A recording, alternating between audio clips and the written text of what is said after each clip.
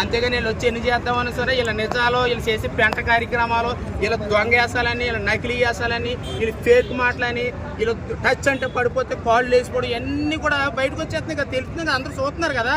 అంతే కాబట్టి వీళ్ళ నిజాలన్నీ బయటకు వచ్చేస్తున్నాయి. కాబట్టి సనాతన ధర్మాన్ని ఎవ్వడు కూడా నాశనం చేయలేడు. నాశనం చేద్దాం అనుకున్నాడు నాశనం అయిపోతాడు.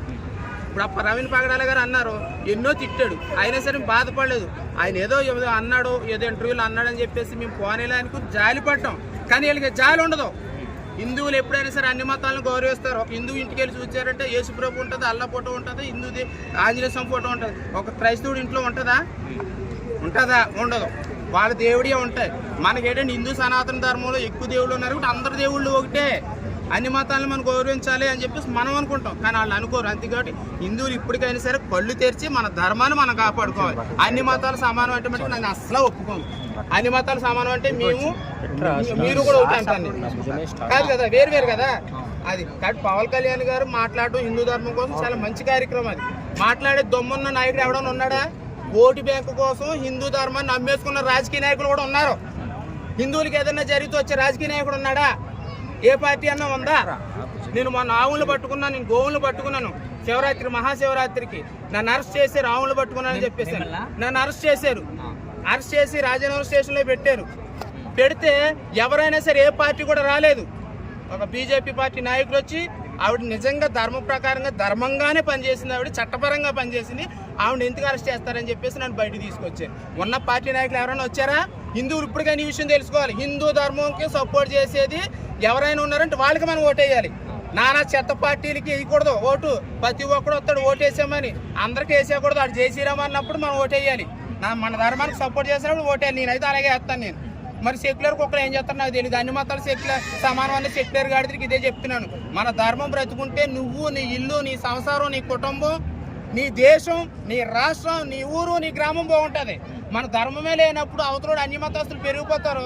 మనల్ని వేసేస్తాడు, మన ఆస్తిని దోసేస్తాడు, కబ్జా చేసేస్తాడు. తర్వాత అప్పుడు మనం ఎంత నోరు కొట్టుకున్నా సరే నువ్వు మిగలవు, నీ కుటుంబం మిగలదు, నీ కులం కోసం గజ్జి గోక్కుంటావు కదా, ఆ కులం కూడా ఉండదు. ధర్మో రక్షతి రక్షత. ధర్మాన్ని మనం కాపాడుకుంటే ధర్మం మనల్ని కాపాడుతుంది. ఇప్పుడు మీరు అలాగే ఇప్పుడు ఏదైతే అన్నారో పవన్ కళ్యాణ్ గారు, ఆయన గతంలో చూసుకుంటే హిందూ ధర్మాన్ని కాపాడడం కోసం ఆయన బీజేపీతో పొత్తులో ఉన్నారని, బీజేపీతో కంప్లీట్ అవుతున్నారని కూడా చాలా మంది మాట్లాడుతున్నారు. ఇది నిజమేనా? బీజేపీలో ఉన్నారు పవన్ కళ్యాణ్ గారు, హిందూగా ఉన్నారు అని అంటే అది ధర్మం నాశనం అయిపోతుంది కాబట్టి సపోర్ట్ చేస్తారు. అలాగే బీజేపీ పార్టీ ఏ మతాలకి వ్యతిరేకం కాదు, అన్ని మతాలను గౌరవిస్తుంది. కావాలని బీజేపీ ప్రభుత్వం తొక్కేయాలి, దేశం డెవలప్మెంట్ అవుతుంది, వాళ్ళ మత మార్పిడికి గురి అవ్వకుండా చేస్తున్నారని చెప్పేసి అని బీజేపీ పార్టీ మీద బురద జల్లుతున్నారు. దేశం డెవలప్మెంట్ అయ్యింది అనుకో, దేశం డెవలప్మెంట్ అయితే అప్పుడు మనం ఏం చేస్తాం, మత మార్పులు చేయడానికి అవకాశం అవ్వదు. అదే దేశం నాశనం అయిపోయి మత కల్లోహలా జరిగేసి డెవలప్మెంట్ లేదనుకో, మత మార్పులు ఇస్తారు, ఎవరికి సపోర్ట్ చేయరు, ధర్మంగానే పనిచేస్తారు. అటువంటిది ఈ ఫేక్ పాస్టర్లు ఆ పోలీస్ డిపార్ట్మెంట్ని, ఆ ప్రభుత్వాన్ని, ఆంధ్రప్రదేశ్ ఉన్నటువంటి ప్రభుత్వాన్ని కూడా బురద జల్లేసి హిందూ సమాజం, యావత్ హిందూ సమాజం మీద బురద జల్లి వీళ్ళు ఎలాగైనా సరే హైలైట్ అయిపోవాలి, వీళ్ళ మీద సానుభూతి కలగాలి. అయ్యయ్యో పాస్టర్ల మీద దాడులు జరిగేస్తున్నాయి అని చెప్పేసి అని మిగతా వాళ్ళు హిందువులు కానీ మిగతా మతస్థులు కానీ జాలి పడిపోవాలి, వీళ్ళు హైలైట్ అయిపోవాలి, వీళ్ళు జాయిగా మత మార్పిడికి బాగా పని చేసుకోవాలి. ఎందుకంటే ఈ మధ్య హిందువులు చైతన్యం అయ్యారు, మత మార్పులు గురి చేస్తుంటే ఊరుకోవట్లేదు. వెళ్ళి క్రైస్తవులు చెప్పుకోండి, మాకు చెప్పకండి అని చెప్పి అడ్డుకుంటున్నారు, చట్టపరమైన చర్యలు తీసుకుంటున్నారు, డిపార్ట్మెంట్ వారికి తెలియజేస్తున్నారు.